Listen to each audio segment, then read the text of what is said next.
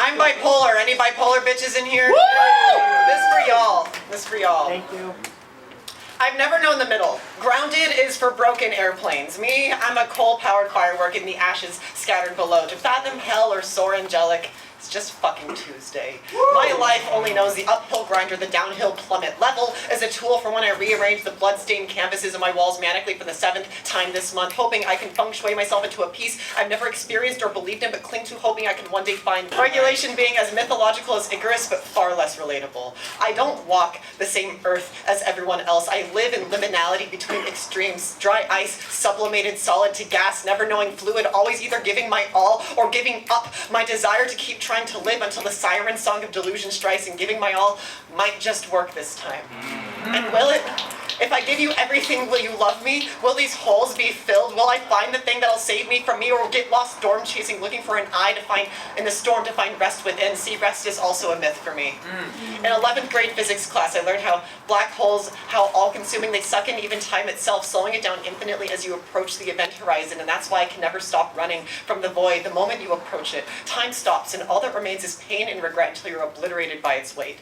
Always moving, both predator and prey, both shark and minnow, as they're the same in the end, where either stop moving, they die, either crushed in jaws or suffocated in stagnance. And it was that same physics class I learned that running from and running to are the same. The only difference being your frame of reference, but no matter which direction you look, I am always running towards delusion or away from this life, and I am so tired. But the only rest I've ever known is when the rocket plummets to Earth and explodes on contact, causing a meteoric crater and devastation, now bygone ruin for the attempt to soar over the holes left from excavating the fossils of my own past.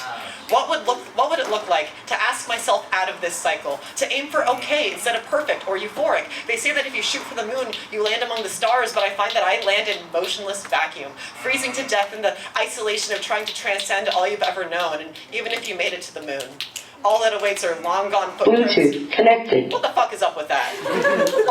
Even if you make it to the moon, all that awaits are long gone footprints from people who have left long ago. Yet I keep hoping transcendence will bring love, but it only brings distance, to the point where no one can see where I'm landing, where even as an open book, I'm incredibly hard to read. The pages of roller coaster, shaped like a Mobius strip. I imagine taking me places, but takes me to the same highs and lows, that hamster wheel of Ouroboros, the same circular madness, La Folie Circulaire, that keeps me trapped, consuming myself in this Foucaultian prison of my own design.